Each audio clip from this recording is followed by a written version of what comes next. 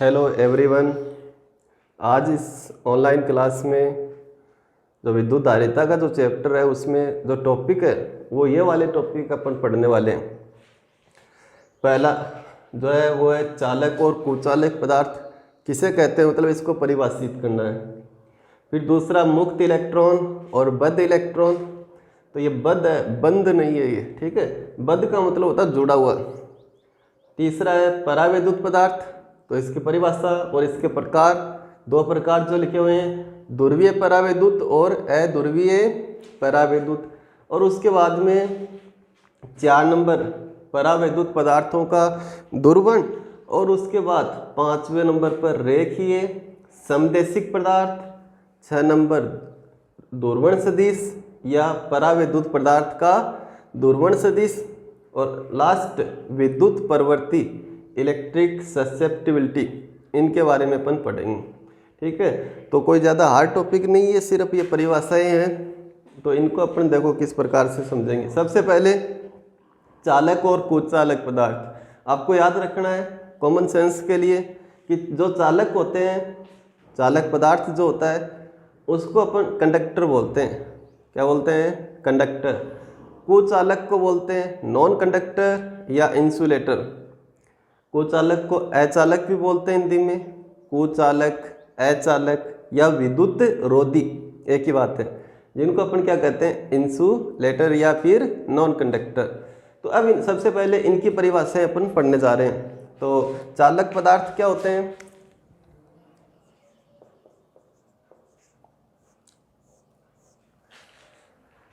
चालक पदार्थ आपको पता है कि ऐसे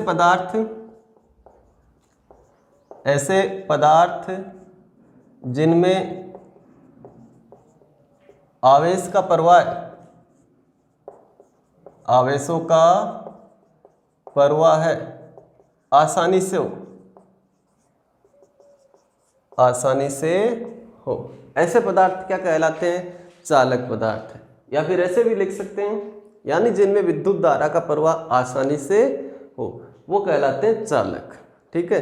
तो इनके कुछ उदाहरण अगर जैसे अपन लिखें तो जो सिल्वर होता है, जिसको चांदी अपन बोलते हैं, ठीक है, एल्यूमिनियम, लोहा, ये वाले क्या होते हैं? कॉपर, ठीक है। तो ये जो है ये होते हैं चालक पदार्थ। कैसे होते हैं चालक पदार्थ?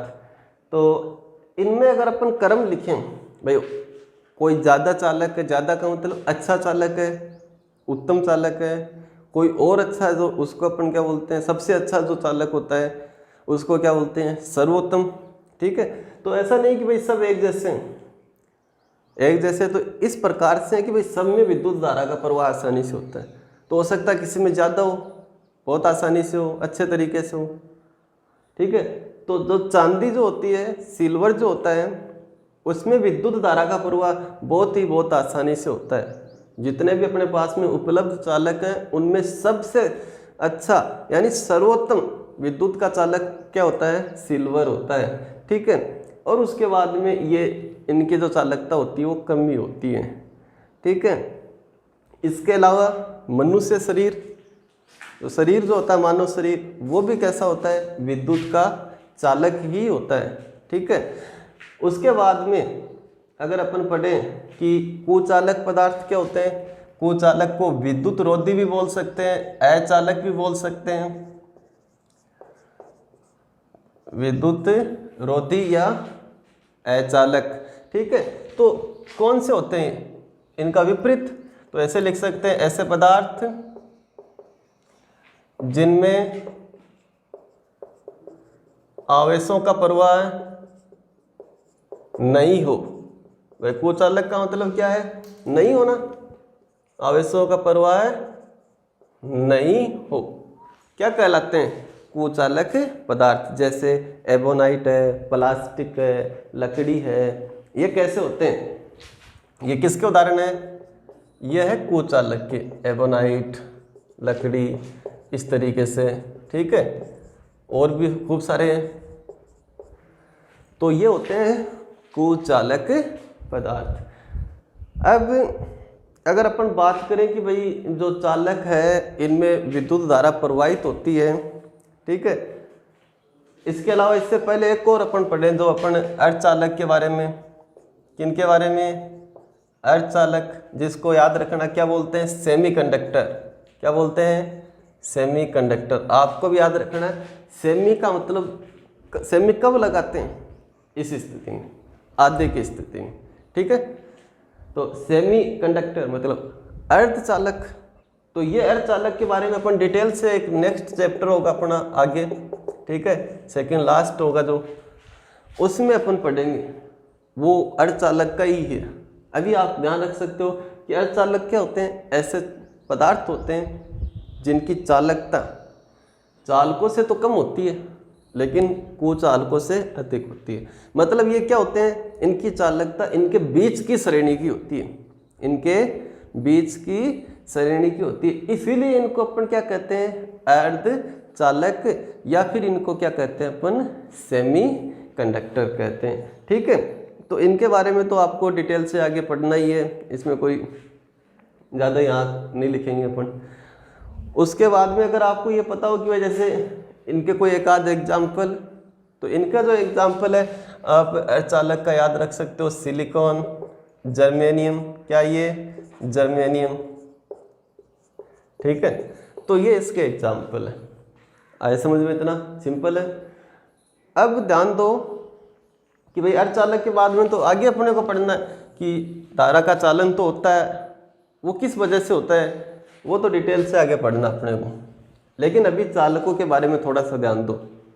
चालकों के बारे में भी अपने जो अभी 5वां चैप्टर आने वाला है विद्युत धारा, उसमें अपन पढ़ेंगे, लेकिन थोड़ा सा इसमें भी ध्यान दो कि चालक है, जैसे ये वाला चालक, इसमें विद्युत धारा प्रवाहित अगर होती है, आवेश प्रवाहित होते हैं, तो उसका वजह क्या है, उसका वजह है मुक्त इलेक्ट्रॉन, मुक्त इलेक्ट्रॉन, ठीक है। तो अब ये मुक्त इलेक्ट्रॉन क्या होते हैं भाई, किनकी वजह से चालकों में विद्युत धारा प्रवाहित होती है, किनकी वजह से, मुक्त इलेक्ट्रॉनों की वजह से। कुचालकों में क्यों नहीं होती, क्योंकि कुचालकों में मुक्त इलेक्ट्रॉन होते ही नहीं है। कुछ चालक ऐसे होते हैं जिनमें उत्तम जो है विद्युत धारा प्रवाहित होती है, सर्वोत्तम चालक होते हैं, उत्तम चालक होते हैं। उसका मतलब क्या हो गया, उनमें मुक्त इलेक्ट्रॉनों की संख्या क्या होती है, ज़्यादा होती है। तो अब सब बातों का एक ही बात है कि भाई अपने को ये जानना है कि मुक्त इलेक्ट्रॉन क्या होते हैं, और जो मुक्त इलेक्ट्रॉन नहीं होते वो क्या होते हैं, तो उनको अपन कहते हैं बद्ध इलेक्ट्रॉन। तो इस प्रकार से अपना दूसरा टॉपिक होगा मुक्त इलेक्ट्रॉन और बद्ध इलेक्ट्रॉन। तो सबसे पहले मुक्त इलेक्ट्रॉन, मुक्त इलेक्ट्रॉन। तो ये मुक्त इलेक्ट्रॉन क्या है, तो मुक्त इलेक्ट्रॉन के लिए आपको थोड़ी सी केमिस्ट्री की थोड़ी समझनी पड़ेगी, और वो क्या है कि इस प्रकार से ये कोई अपन ने परमाणु की कक्षा मानी, ये दूसरी कक्षा मान ली इसकी, ठीक है, ऐसे ही ये तीसरी कक्षा, और ये इसका क्या मान लिया, नाभिक मान लिया। नाभिक में क्या होते हैं, प्रोटॉन होते हैं, तो इसलिए ये क्या होता है, धनावेशित होता है। और इलेक्ट्रॉन क्या होते हैं, निश्चित जो त्रिज्या है उनकी कक्षाओं में इलेक्ट्रॉन क्या करते हैं, चक्कर काटते हैं, उनको अपन क्या कहते हैं, कक्षा कहते हैं। जैसे ये अलग कक्षा, ये अलग, ये अलग, मतलब इनमें कौन होता है, इलेक्ट्रॉन होता है। कौन होता है इनमें, इलेक्ट्रॉन, ठीक है। अब ये जो इलेक्ट्रॉन है इनको अपन दो श्रेणी में विभाजित करेंगे, एक मुक्त और एक बद्ध इलेक्ट्रॉन। तो यहाँ ध्यान दो, बल का सूत्र होता है K(Q1 Q2 अपॉन R²। तो यहाँ एक ये जो प्रोटॉन है, धनावेश है, इसको तो अपन ने क्या मान लिया, भाई आवेश है Q1। और किसी एक इलेक्ट्रॉन की बात करें, जैसे इस वाले इलेक्ट्रॉन की बात करें, तो ये भी क्या है, आवेश, इसको क्या मान लिया, Q2। तो कूलाम के नियम के अनुसार इनके बीच में क्या लगना चाहिए, बल लगना चाहिए, इस धनावेश और इस ऋणावेश के बीच में। तो वो बल कौन सा होगा, वो बल होगा आकर्षण प्रकृति का। कौन से प्रकृति का, आकर्षण। जब तक ये आकर्षण बल लगता रहेगा, ध्यान रखना, ये फिजिक्स की थ्योरी है यहाँ पे, जब तक ये आकर्षण बल लगता रहेगा तब तक ये इलेक्ट्रॉन इसके चारों ओर क्या करता रहेगा, गति करता रहेगा, वर्तीय गति। क्यों, क्योंकि अपन ने पढ़ा है कि कोई वर्तीय गति होती है उसके लिए किसकी जरूरी होती है? अभिकेंद्रीय बल की। किस बल की जरूरी होती है? अभिकेंद्रीय बल की। ठीक है, और वो अभिकेंद्रीय बल किसी न किसी रूप से उनको प्रदान होना ही चाहिए। जब अभिकेंद्रीय बल प्रदान होना बंद हो जाएगा इसका मतलब वर्तीय गति बंद हो जाएगी, वर्तीय गति नहीं होगी। ठीक है, तो उसका एक एग्जाम्पल यहाँ अपन देख रहे हैं कि इलेक्ट्रॉन कैसी गति कर रहा है? वर्तीय गति। क्या जरूरी है? अभिकेंद्रीय बल। अभिकेंद्रीय बल किसी न किसी रूप में क्या होना चाहिए? प्रदान होना चाहिए। तो यहाँ अभिकेंद्रीय बल की भूमिका कौन निभा रहा है? तो यहाँ अभिकेंद्रीय का मतलब केंद्र की ओर, अभिकेंद्रीय का मतलब होता है केंद्र की ओर, अपकेंद्रीय का मतलब होता है केंद्र से बाहर की ओर। तो अभिकेंद्रीय बल का रोल कौन निभा रहा है? अभिकेंद्रीय बल का रोल ये निभा रहा है ना, आकर्षण बल लग रहा है या नहीं लग रहा है इलेक्ट्रॉन पर, और वो आकर्षण है इसका मतलब इस तरीके से प्रोटॉन की तरफ है, प्रोटॉन कहाँ? केंद्र पर है। तो ये बल किस ओर है? केंद्र की ओर है। तो अभिकेंद्रीय बल की भूमिका कौन निभा रहा है? यहाँ पर कौन निभा रहा है? कूलाम या विद्युत बल, एक ही बात है।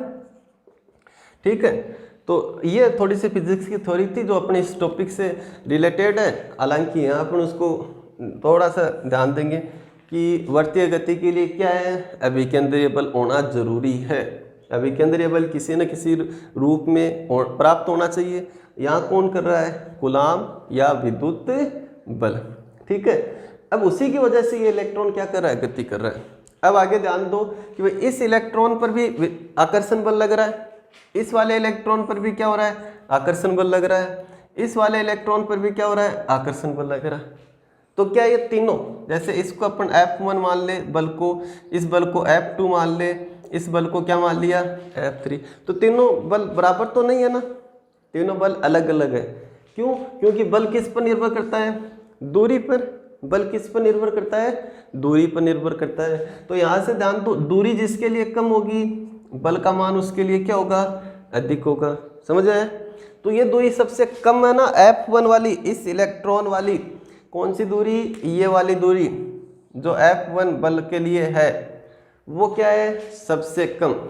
दूसरा इलेक्ट्रॉन इसमें ये दूरी उससे थोड़ी ज़्यादा है, तीसरा इलेक्ट्रॉन उसमें दूरी और ज़्यादा है। इसका मतलब कैसे लिखोगे आप कि इसमें दूरी कम बल सबसे अधिक, दूरी कम बल अधिक। तो इसमें दूरी सबसे कम पहले वाले में, तो बल सबसे अधिक। इसमें दूरी थोड़ी ज़्यादा तो बल थोड़ा कम, दूरी और ज़्यादा तो बल और कम। ऐसे ऐसे अपन बाहर की ओर चलेंगे, बाह्यतम कक्षा की ओर चलेंगे तो दूरी तो क्या होती जाएगी? बढ़ती जाएगी, और बल का मान क्या होता जाएगा? घटता जाएगा। समझ में आ रहा है इतना? ठीक है, तो आप यहाँ से क्या निष्कर्ष निकाल रहे हो कि ऐसी कक्षाएं जो किसके नज़दीक है, किसके समीप है? नाभिक के समीप है, नाभिक के समीप। जो कक्षा है, कौन सी कक्षा? जो नाभिक के समीप है, उस पर आप क्या कर सकते हो? बल क्या लगेगा? अधिक लगेगा, यानी परबल बल लगेगा। कौन लगाएगा वो बल? कौन लगाएगा? ये धनावेश प्रोटॉन। ठीक है, और परबल कब होगा? कौन सी कक्षा के लिए होगा? नाभिक के समीप स्थित कक्षाओं के लिए। ठीक है, और नाभिक से दूरस्थ या बाह्यतम कक्षा, या बाह्यतम कक्षा की अगर बात करें तो बाह्यतम कक्षा की दूरी क्या होगी? अधिक होगी। तो वहाँ ये बल क्या हो जाएगा? दुर्बल हो जाएगा। ठीक है, वहाँ ये बल क्या हो जाएगा? दुर्बल। अब देखो आपको, जैसे एक तो इस इलेक्ट्रॉन को यहाँ से हटाना है, ठीक है, एक इस इलेक्ट्रॉन को हटाना है। किसको आसानी से हटा सकते हैं? इस वाले को आसानी से हटा सकते हैं। वजह क्या है? क्योंकि इस पर बल कम लग रहा है और इस पर बल अधिक लग रहा है, ये वजह है। ठीक है, तो इसीलिए अपन क्या बोलते हैं कि जो इलेक्ट्रॉन, भाई मुक्त इलेक्ट्रॉन को कैसे परिभाषित करते हैं? ऐसे इलेक्ट्रॉन या फिर परमाणु की बाह्यतम कक्षा, बाह्यतम कक्षा में उपस्थित इलेक्ट्रॉन, उपस्थित इलेक्ट्रॉन एक नहीं और भी हो सकते हैं। तो उपस्थित इलेक्ट्रॉनों को क्या कहते हैं? मुक्त इलेक्ट्रॉन कहते हैं। ठीक है, और इन पर आपको ये याद रखना है कि इन पर इन पर नाभिक द्वारा क्या होता है, कम बल लगाया जाता है, कम बल लगाया जाता है, इसीलिए इनको अपन क्या कहते हैं, मुक्त इलेक्ट्रॉन कहते हैं। आया समझ में? ठीक है। अब उसके बाद में अगर अपन बात करें बद्ध इलेक्ट्रॉन की, तो बद्ध इलेक्ट्रॉन इससे विपरीत लिख सकते हैं। कौन से हो गए बद्ध इलेक्ट्रॉन? कौन से होंगे? ये वाले जो नाभिक के क्या होंगे, समीप होंगे, उन पर बल क्या होगा, परबल होगा। उनको अगर अपने को हटाना है तो ज़्यादा बल लगाना पड़ेगा, तो ज़्यादा बल लगाना पड़ेगा, इसीलिए इनको अपन क्या कहते हैं, बद्ध इलेक्ट्रॉन, कि ये जुड़े हुए हैं। ये क्या है, जुड़े हुए हैं, परबल बल इन पर लग रहा है, ठीक है, आसानी से इनको अलग नहीं कर सकते, इसीलिए इनको कहा जाता है बद्ध इलेक्ट्रॉन। ठीक है। तो जैसे मुक्त इलेक्ट्रॉन की परिभाषा लिखी है, उसी अनुसार आप किसकी परिभाषा लिख दोगे, बद्ध इलेक्ट्रॉन की। ठीक है। तो अब आगे अपन नेक्स्ट बात करते हैं। तो ये वाला जो पोर्शन है, स्क्रीनशॉट लेने के बाद में आप इसको नोट्स में उतारोगे।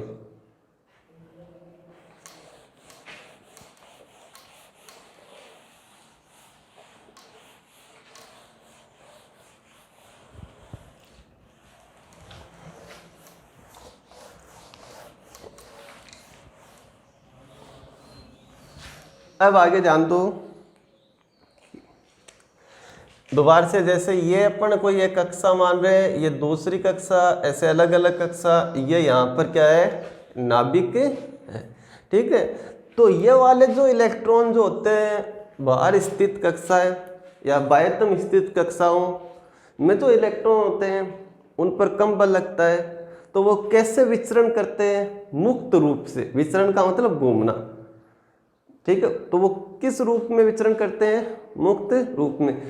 इसका मतलब क्या हो गया, इसको ऐसे समझ सकते हैं, जैसे मान लो ये कोई धातु का टुकड़ा है, बहुत सारे इसमें क्या है, ऐसे परमाणु, ये एक परमाणु है ना, इसमें ऐसे असंख्य यानी बहुत सारे परमाणु। ठीक है। जैसे एक परमाणु यहाँ या एक यहाँ, एक यहाँ, सब जगह। उनमें जैसे बाह्यतम कक्षाओं में सब में इलेक्ट्रॉन है, तो वो जो इलेक्ट्रॉन है उन पर उनके, जैसे यहाँ कोई परमाणु है, ठीक है, इस परमाणु की किसी कक्षा का, बाह्य कक्षा का जो इलेक्ट्रॉन है उस पर इसके नाभिक द्वारा कम बल लगाया जाएगा, कम बल लगाया जाएगा, तो वो क्या है, मुक्त है। वो मुक्त है तो वो आसानी से क्या कर सकता है, गति कर सकता है, आसानी से विचरण कर सकता है, मुक्त रूप से विचरण कर सकता है। ठीक है। तो वो ऐसे मुक्त रूप से विचरण करने के लिए क्या होता है, स्वतंत्र होता है। कहाँ तक स्वतंत्र होता है, धातु पृष्ठ तक। ठीक है। बाहर तो नहीं जा सकता ना, धातु पृष्ठ से बाहर। इसके लिए तो अपने को क्या करना पड़ेगा, अतिरिक्त बल लगाना पड़ेगा, अतिरिक्त कार्य करना पड़ेगा, अतिरिक्त क्या करना पड़ेगा, कार्य करना पड़ेगा। इसको अपन आगे के चैप्टर में पढ़ेंगे कि भाई ये अतिरिक्त जो कार्य है वो किस प्रकार से अपन करते हैं, क्या नाम देते हैं उसको। ठीक है। तो ये आगे की बात। अभी सिर्फ इतना समझना है कि बाह्यतम कक्षा में उपस्थित इलेक्ट्रॉन मुक्त इलेक्ट्रॉन कहलाते हैं। जैसे अपन ने कोई एक धातु का टुकड़ा लिया एक, ठीक है, उसके परमाणुओं में क्या है, मुक्त इलेक्ट्रॉन है। वो मुक्त इलेक्ट्रॉन गति करने के लिए क्या होते हैं, स्वतंत्र होते हैं। लेकिन धातु पृष्ठ से बाहर आ सकते हैं क्या, अपने आप नहीं आ सकते। इसके लिए आपको अतिरिक्त कार्य करना पड़ेगा, यानी इनको ऊर्जा देंगे और उस ऊर्जा को ग्रहण करके ये क्या आ जाएंगे, बाहर आ जाएंगे। उस ऊर्जा को ग्रहण करके क्या हो जाएंगे, बाहर आ जाएंगे। और अभी आपको बता दूं भाई, ये जो कार्य करना पड़ेगा ना, इसके लिए क्या देनी पड़ेगी, ऊर्जा देनी पड़ेगी, बाह्य ऊर्जा। ठीक है। तो उस ऊर्जा को कहते हैं उस धातु का कार्यफलन। ये अपना आगे किसी चैप्टर का टॉपिक है, धातु का कार्यफलन। ठीक है। तो कार्यफलन क्या है, ऊर्जा। ठीक है। तो कार्यफलन का मात्रक क्या हो गया, जूल। ठीक। कौन सी ऊर्जा है, ये अतिरिक्त कार्य। कौन सा अतिरिक्त कार्य, धातु पृष्ठ से इलेक्ट्रॉन को उत्सर्जित करवाने हेतु आवश्यक न्यूनतम ऊर्जा क्या कहलाती है, धातु का कार्यफलन। तो यह परिभाषा तो आगे के चैप्टर में अभी नहीं लिखनी, आपको सिर्फ ध्यान रखना है इसके बारे में। अब ये देखो इसमें कि भाई चालक जो अपन पदार्थ होते हैं, चालक पदार्थ में जो धारा बहती है उसका कारण क्या है, मुक्त इलेक्ट्रॉन। क्या कारण है? मुक्त इलेक्ट्रॉन। कुचालकों में क्यों नहीं बहती? क्योंकि उनमें मुक्त इलेक्ट्रॉन बहुत कम होते हैं, न के बराबर होते हैं, न के बराबर होते हैं। तो दोनों परिभाषाएं होगी, मुक्त इलेक्ट्रॉन और बद्ध इलेक्ट्रॉन। अब उसके बाद में परावैद्युत पदार्थ, डाई इलेक्ट्रिक सब्सटेंस। पदार्थ को अपन क्या कहते हैं? सब्सटेंस कहते हैं। जैसे अपन ने चालक को कंडक्टर लिखा ना, अकेला कंडक्टर सब्सटेंस नहीं लगाया, वैसे ही परावैद्युत को भी इतना ही लिख सकते हैं, डाई इलेक्ट्रिक्स। जैसे ये लिखा हुआ ना यहाँ पर, परावैद्युत पदार्थ के लिए क्या लिखा हुआ है? डाई इलेक्ट्रिक्स लिखा हुआ ना। तो जैसे कंडक्टर, इंसुलेटर, सेमीकंडक्टर, वैसे ही चौथा पदार्थ क्या होता है? परावैद्युत पदार्थ। चालक, कुचालक, अर्धचालक और परावैद्युत पदार्थ। अब परावैद्युत पदार्थ को अलग से नहीं पढ़ते, मतलब 4 नंबर पर नहीं पढ़ते। पदार्थ को कितने भागों में पढ़ते हैं? 3 भागों में पढ़ते हैं, चालक, कुचालक और अर्धचालक। तो ये परावैद्युत क्या है? तो ये परावैद्युत है, ध्यान रखोगे आप, किसका प्रकार है ये पदार्थ किसका है? कुचालक का एक प्रकार है। कुचालक का क्या है? ये एक प्रकार है। ठीक है, तो कुचालक का प्रकार, इसका मतलब कुछ कुचालकों को अपन क्या नाम देते हैं? परावैद्युत। सबको थोड़ी देते हैं, सब कुचालक परावैद्युत नहीं होते। देखो जैसे अपने पास में ए, बी, सी, ये 3 कुचालक है, तो हो सकता है इनमें से कोई क्या हो सकता है?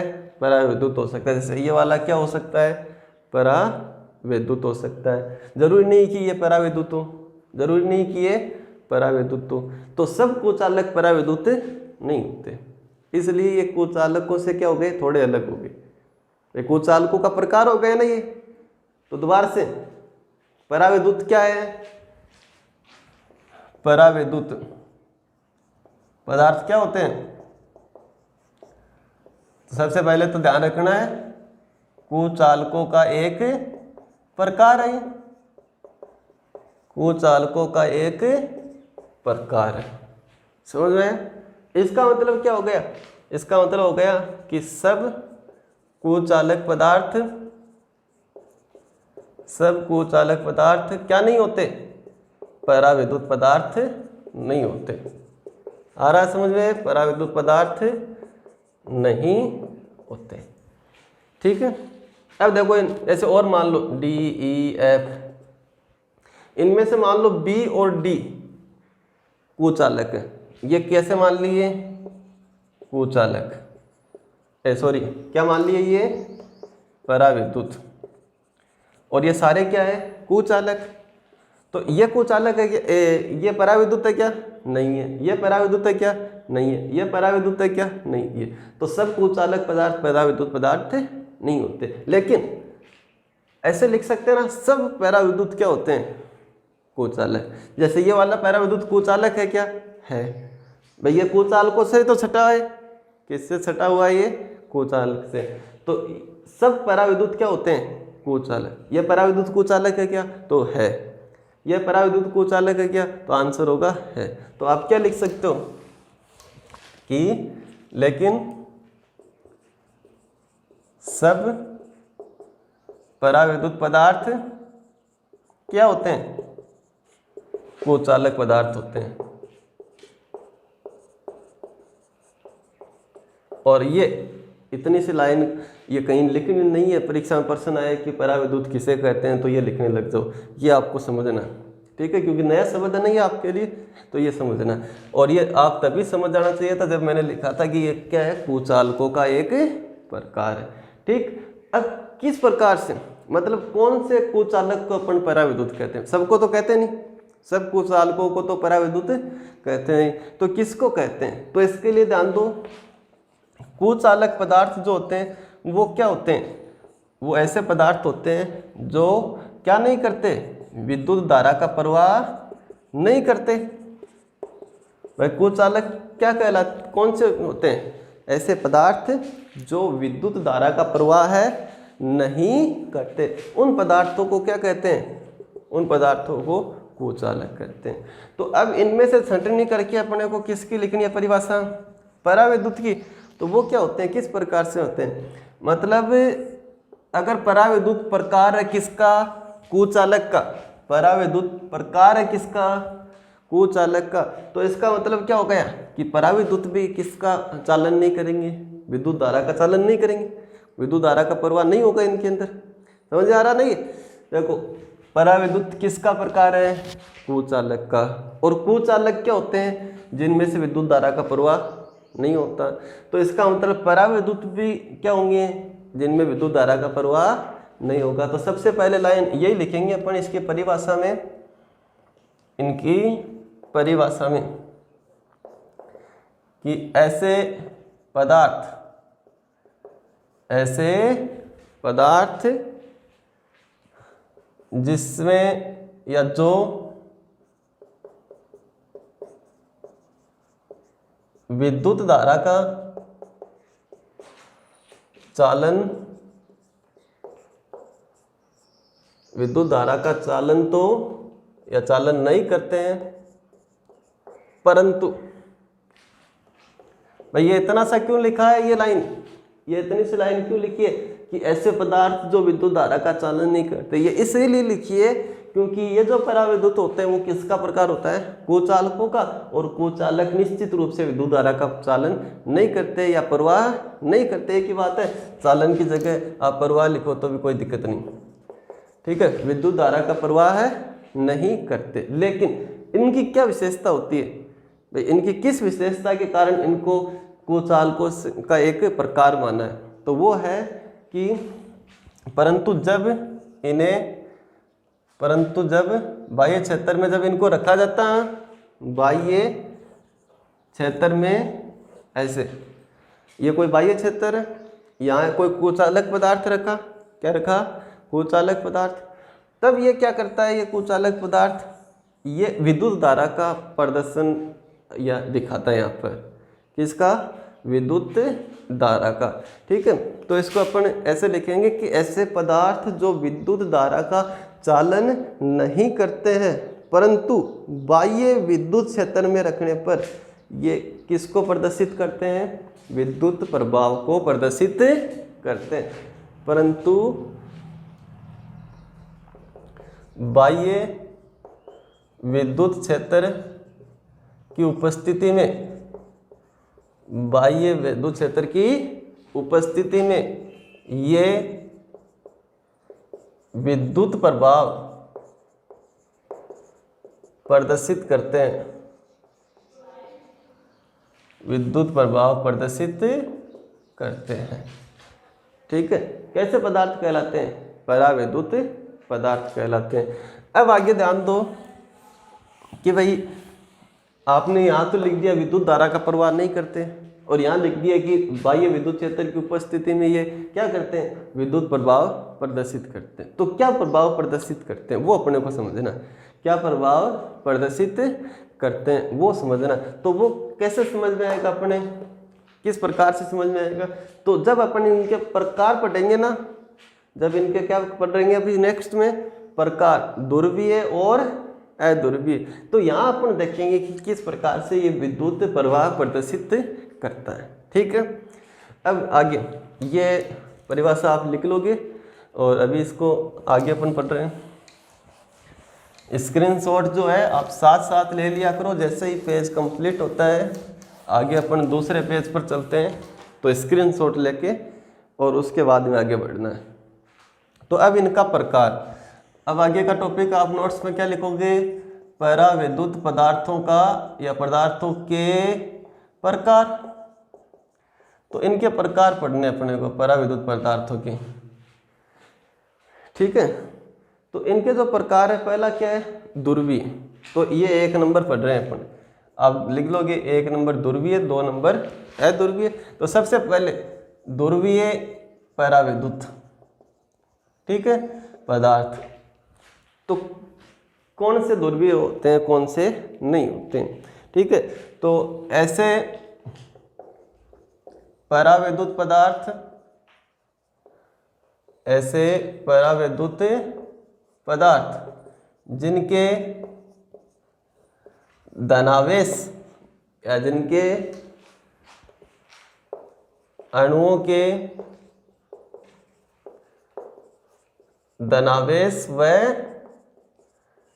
ऋणावेश सकेंद्रित हो। भाई धनावेश और कौन सा ऋणावेश जो है वो क्या हो, सकेंद्रित हो, या ऐसे भी लिख सकते हैं कि उनका वितरण के अंदर एक ही बिंदु। ऐसे पदार्थ जिनके अणुओं के धनावेश व ऋणावेश के या एक ऋणावेश के वितरण के अंदर एक ही बिंदु हो। समझ गए? वितरण के अंदर क्या हो, एक ही बिंदु हो। सॉरी उल्टी लिख दी है परिभाषा अपन ने, वो अध्रुवीय की परिभाषा किसकी है, ये अध्रुवीय। तो जिनके अणुओं के धनावेश व ऋणावेश के वितरण के अंदर अलग अलग बिंदु या अलग अलग हो, वितरण के अंदर अलग अलग हो। ठीक है, जैसे मान लो ये किसी अणु का धनावेश है, धनावेश का केंद्र है, वितरण के अंदर का मतलब जहाँ वो एक्ट करता है, जहाँ उसका प्रभाव अपन देख सकते हैं। ठीक है, जैसे मान लो ये कोई बॉडी है, ठीक है, अब इसका द्रव्यमान है 10 किलोग्राम, द्रव्यमान के बारे में बात करेंगे, वैसे आवेश के बारे में होगा। अब मान लो ये सारा का सारा द्रव्यमान यहाँ केंद्रित है, जैसे ये है, और सारा का सारा द्रव्यमान ऐसे इस तरीके से अगर अपन बैलेंस कर सकते हैं ना इसको, तो अब ये जो भी द्रव्यमान है इसका बैलेंस होने के बाद में इस बिंदु पर होगा, इस बिंदु, तो वो उसका क्या हो गया, द्रव्यमान के अंदर या द्रव्यमान वितरण के अंदर। ऐसे ही अगर इस पूरी बॉडी का आवेश एक बिंदु पर होगा तो वो उसका क्या होगा, वितरण केंद्र ही होगा। ठीक है, तो अपन इस तरीके से समझते हैं कि वितरण के अंदर अगर अलग अलग है तो क्या होगा, ध्रुवीय होगा। ठीक है, तो अब यहाँ ध्रुवीय क्यों लिखा है, ध्रुवीय क्यों लिखा है, तो वो इसलिए लिखा है जैसे ये धनावेश और ये क्या है, ऋणावेश, ये धनावेश का वितरण के अंदर और ये ऋणावेश का वितरण के अंदर अलग अलग लिखा हुआ, तो अलग अलग होते ही ये इनके बीच की दूरी हो गई, ये इनके बीच की दूरी हो गई। जैसे ही बीच की दूरी हो गई तो यहाँ क्या बन गया, द्विध्रुव आघूर्ण क्या उत्पन्न हो गया, द्विध्रुव आघूर्ण। तो द्विध्रुव आघूर्ण उत्पन्न हो गया ना, इसीलिए इसको अपन क्या कहते हैं, ध्रुवीय कहते हैं। भाई ध्रुव बन गया ना, ये ध्रुव बन गया मतलब आप ऐसे नहीं लिखोगे ध्रुव बन गया, आप क्या लिखोगे, द्विध्रुव आघूर्ण उत्पन्न हो गया, इसलिए अपन इसको क्या कहते हैं, ध्रुवीय पराविद्युत कहते हैं। ठीक है, तो आगे वाला लाइन में इस परिभाषा में क्या लिखोगे, अर्थात इनके प्रत्येक अणु का क्या होता है, द्विध्रुव आघूर्ण होता है, द्विध्रुव आघूर्ण होता है। आया होगा समझ में? ऐसा पराविद्युत पदार्थ जिनके अणुओं का क्या धनावेश और ऋणावेश के वितरण के अंदर अलग अलग हो, क्या कहलाते हैं, ध्रुवीय पराविद्युत। और इसके आगे अर्थात इनके प्रत्येक अणु का क्या होता है, द्विध्रुव आघूर्ण, इसीलिए अपन क्या कहते हैं इसको, ध्रुवीय। तो ध्रुवीय है क्यों है, क्योंकि द्विध्रुव आघूर्ण है प्रत्येक अणु का, और प्रत्येक अणु का अगर द्विध्रुव आघूर्ण नहीं होता तो उसको अपन क्या कहते हैं, अध्रुवीय। तो इसलिए इसका नाम अपन ने ध्रुवीय और क्या लिखे हैं, अध्रुवीय लिखे। अब उसके बाद में इनके एग्जाम्पल यहाँ लिखे हुए HCl और H2O, तो इनके बारे में अपन पढ़े किस प्रकार से। तो जैसे मान लो H2 को अपन किस तरीके से दर्शाते हैं कि भाई दो तो क्या होते हैं, H होते हैं, और एक क्या होता है, O होता है। जल में H2O में पढ़ा ना अपने, H2O। ठीक है, तो ये तो मान लो क्या है, H, और ऐसा आपने पढ़ा केमिस्ट्री में, ये क्या है, ऑक्सीजन, और इसी प्रकार से ये भी क्या है, ऑक्सीजन। तो ये O और ये O, H2O हो गया, सॉरी H दो होंगे ना, तो इस तरीके से ये तो H हो गया, ये भी H हो गया, और ये क्या हो गया, O, H2O।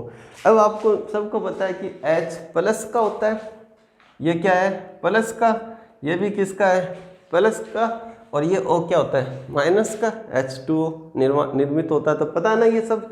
तो अब इसमें ध्यान दो, इस O का ये मान लो आवेश का केंद्र, ये मान लो ऋणावेश का, इस H का आवेश का धनावेश का ये मान लिया, इस धनावेश का क्या मान लिया, ये मान लिया, ठीक है। तो ये धनावेश और ऋणावेश जो भी उनके वितरण के अंदर सब क्या है, अलग अलग है। इससे आपको पहले नहीं समझ में आएगा, पहले आप HCl से समझो, HCl से समझने के बाद में ये समझो। तो HCl में क्या होता है, एक H होता है और एक क्या होता है, Cl होता है, एक Cl और एक H। तो इस तरीके से जैसे अपन ये दर्शा रहे हैं H और Cl, आपको पता है H पॉजिटिव होता है और Cl क्या होता है, नेगेटिव होता है। ये नेगेटिव मतलब ऋणावेश का केंद्र और ये धनावेश H का केंद्र, ठीक है। तो अब देखो दोनों के वितरण के अंदर क्या है, अलग अलग है, ठीक है। तो इनके बीच की ये दूरी होगी, हुई या नहीं हुई। जैसे ये दूरी निर्मित होती है तो आप क्या कहोगे कि ये क्या बन गया, विद्युत द्विध्रुव बन गया। और विद्युत द्विध्रुव बनता है तो वहाँ क्या आएगा, द्विध्रुव आघूर्ण। तो ये इसका द्विध्रुव आघूर्ण हो गया, ऋणावेश से धनावेश की ओर द्विध्रुव आघूर्ण। तो ये किसकी दिशा हो गई, ये वाली दिशा द्विध्रुव आघूर्ण, माइनस से प्लस। तो समझ में आ गया होगा दूरी परावैद्युत। ऐसे परावैद्युत पदार्थ जिनके धनावेश और ऋणावेश के वितरण के अंदर अलग अलग होते हैं तथा साथ में आप क्या लिखोगे, तथा या फिर ऐसे, अर्थात इनके प्रत्येक अणु का क्या होता है, निश्चित द्विध्रुव आघूर्ण होता है, ठीक है। अब इसको समझेंगे, इसका दूसरा एग्जाम्पल, H2O, दो H प्लस के होते हैं और ये O नेगेटिव होता है। अब इसमें ध्यान दो, ये दोनों प्लस है ना, तो इन दोनों प्लस का, ठीक है, इस वाले का और इस वाले का, इन दोनों का जो केंद्र है वो मान लिया ये, समझ जाए भाई, ये प्लस और ये प्लस का केंद्र ये मान लिया। मतलब इन दोनों का इफेक्ट बराबर इस बिंदु पर रहेगा।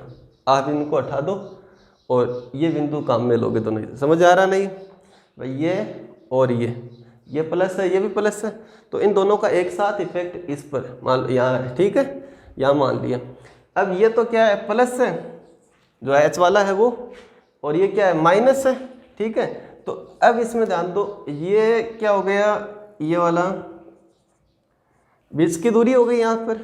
अगर यहाँ बीच की दूरी है तो क्या होगा, विद्युत द्विध्रुव बन गया, ये प्लस और ये माइनस। जैसे विद्युत द्विध्रुव बनता है तो क्या होता है, द्विध्रुव आघूर्ण। तो यहाँ इस द्विध्रुव आघूर्ण की दिशा क्या होगी भाई, माइनस से प्लस होगी ना, माइनस से प्लस। तो ये इसके वेक्टर P की दिशा होगी, ऋणावेश से धनावेश की ओर। आ गया होगा समझ में, बिल्कुल सिंपल है। उसके बाद में दूसरे प्रकार का जो पदार्थ है वो है, इसका प्रकार कौन सा, अध्रुवीय परावैद्युत पदार्थ। तो अब आप यहाँ लिखोगे अध्रुवीय यानी नॉन पोलर, ठीक है। तो अध्रुवीय क्या होते हैं, तो सेम इसका विपरीत क्या लिखोगे, ऐसे कौन से परावैद्युत, ऐसे परावैद्युत पदार्थ, ऐसे परावैद्युत पदार्थ जिनके अणुओं के धनावेश और ऋणावेश के वितरण के अंदर, धनावेश व ऋणावेश के वितरण के अंदर सेम हो, एक ही बिंदु वितरण के अंदर एक ही हो। एक ही होने का मतलब धनावेश भी वहाँ है और ऋणावेश भी वही है। तो उनको अपन क्या कहते हैं, उनको कहते हैं अध्रुवीय। और अगर इस तरीके की स्थिति क्रिएट होती है, उत्पन्न होती है, तब अपन देखो एक उदाहरण पहले समझ लेते हैं। जैसे इसके उदाहरण अपने लिखे H2N2O2 CO2 यहीं पे लिखे हुए हैं ना।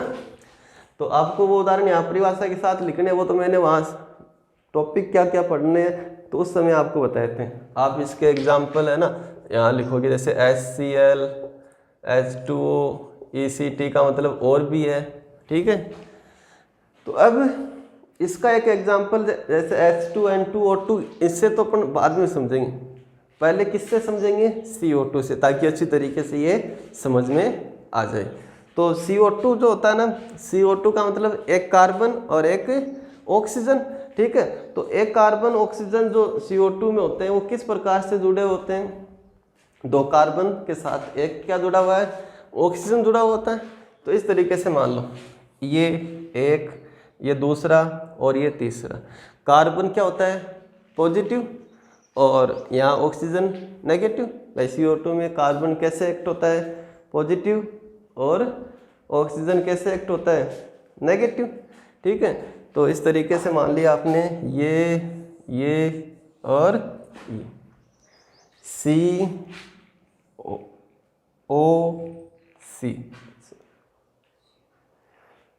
CO2 है ना, वही सेम दोबारा से दिक्कत हो गई ना, CO2, O2 है ना, तो ये O और ये CO2। अब इसमें ध्यान दो, ये तो क्या है, नेगेटिव, ये क्या है, नेगेटिव, ये क्या है, पॉजिटिव, ठीक है। अब मान लो ये जो है पॉजिटिव, ये इसका पॉइंट मान लो यहाँ पर है, इस ऑक्सीजन का पॉइंट मान लो यहाँ पर, पॉइंट का मतलब बिंदु, और इस ऑक्सीजन का यहाँ पर मान लो, ठीक है। तीनों का दर्शा दिया आपने। अब ये ध्यान दो, ये नेगेटिव है और ये नेगेटिव है, लेकिन ये क्या है, पॉजिटिव है, ये क्या है, पॉजिटिव है। अब आप देख सकते हो सममिति किसके आधार पर, सममिति के आधार पर। तो सममिति के आधार पर अपन देखें, जैसे इसमें देखा ना, सममिति के आधार पर कि इस H+ दो धनावेश है ना, तो इन दोनों धनावेशों का सममिति के आधार पर पॉइंट अपन ने कहाँ निकाला, यहाँ पर। तो वैसे ही अगर यहाँ देखें तो इस ऋणावेश और इस ऋणावेश का सममिति के आधार पर अगर अपन देखें तो वो इस रेखा पर कहाँ होगा, यहाँ पर होगा या नहीं होगा, यहाँ पर होगा या नहीं होगा, यहाँ होगा। क्या, इस ऋणावेश और इस ऋणावेश का मान, मतलब ऋणावेश, और ये जो है ये अपन ने क्या दर्शाया, इसका प्लस किसका, C का। तो अब देखो ये दोनों क्या हो गए, एक ही बिंदु हुए या नहीं हुए, एक ही बिंदु हुए, ठीक है। तो इसलिए अपन ने लिखा अणुओं के धनावेश व ऋणावेश के वितरण के अंदर क्या होते हैं, एक ही बिंदु होते हैं। यहाँ जैसे आप देखोगे तो अलग अलग है, लेकिन अलग अलग नहीं है, सममिति के आधार पर देखो, ये दो ऋणावेश हो गए ना, सममिति के आधार पर मुख्य ऋणावेश कहाँ गए, मतलब दोनों का एक ऋणावेश वो कहाँ बनेगा, यहाँ बनेगा। और अब देखो ऋणावेश, पूरे का ऋणावेश यहाँ है और धनावेश यहाँ है, एक ही बिंदु। अब ऋणावेश भी यहाँ है, धनावेश भी यहाँ है, बीच की दूरी हुई क्या, कुछ नहीं हुई। बीच की दूरी हुई तो क्या द्विध्रुव आघूर्ण निकाल सकते हैं, नहीं निकालेंगे, क्योंकि द्विध्रुव ही नहीं बनेगा। द्विध्रुव कब बनेगा, इसका धनावेश यहाँ होगा, ऋणावेश यहाँ होगा, तब बनेगा। तो यहाँ द्विध्रुव नहीं बनता। तो आप क्या लिखोगे, वितरण के अंदर एक ही हो, अर्थात क्या हो, प्रत्येक अणु का क्या शून्य हो, द्विध्रुव आघूर्ण शून्य हो। तो यहाँ लिखेंगे प्रत्येक अणु का नेट द्विध्रुव आघूर्ण, नेट द्विध्रुव आघूर्ण कितना हो, शून्य हो। समझ में आया, क्या शून्य हो, भाई द्विध्रुव आघूर्ण नहीं होगा ना, लेकिन क्या लिखेंगे, नेट द्विध्रुव आघूर्ण। नेट का मतलब कुल, क्यों, क्योंकि जैसे ये आपको सबको पता है कि भाई द्विध्रुव आघूर्ण, आप कहोगे कि भाई अपन यहाँ जब ये नहीं माने, उससे पहले ये ऑक्सीजन ऋणावेश और ये कार्बन धनावेश, और ये यहाँ पर अगर अपन देखें इन दोनों के कारण, केवल इन दोनों के कारण द्विध्रुव आघूर्ण है वो कैसे हो गया, इस तरीके से हो गया, इस तरीके से हुआ या नहीं हुआ। इस ऋणावेश और इस धनावेश के कारण द्विध्रुव आघूर्ण क्या हो गया, इस तरीके से हो गया, ऋणावेश से धनावेश की तरफ। इसको क्या मान लिया, P2, ठीक है। जितना ये ऋणावेश है उतना ही ये ऋणावेश है, जितना इसके लिए धनावेश था उतना ही इसके लिए धनावेश है। मतलब इस युग्म में जो ऋणावेश धनावेश है वो इस युग्म में ऋणावेश और धनावेश है। इसका मतलब P1 P2 दोनों क्या है, बराबर है, दोनों एक दूसरे के क्या है, विपरीत दिशा में। तो टोटल कितना आ गया, नेट कितना आ गया, 0। तो इसलिए अपन क्या लिखते हैं, प्रत्येक अणु का नेट द्विध्रुव आघूर्ण कितना होता है, 0 होता है। प्रत्येक अणु का नेट द्विध्रुव आघूर्ण 0 होता है। समझ में आया? ठीक है, तो ये है अपना अध्रुवीय परावैद्युत। और ऐसे ही फिर अपन क्या पढ़ेंगे, किस इसके और उदाहरण क्या है, S2 N2 और O2। तो आप यहाँ लिख दोगे एग्जाम्पल क्या हो गए इसके, S2 N2 O2 CO2 ETC, मतलब और भी हो सकते हैं, और भी होते हैं। ठीक है, तो ये आज के वीडियो में अपन ने पढ़ा है। शुरुआत में जो पढ़ा था बिल्कुल से सिंपल था, लास्ट में जो पढ़ा अपन ने परावैद्युत पदार्थ के प्रकार। तो इसमें ये जरूर ध्यान रखना कि परावैद्युत पदार्थ होते क्या है, कुचालक पदार्थों का एक प्रकार।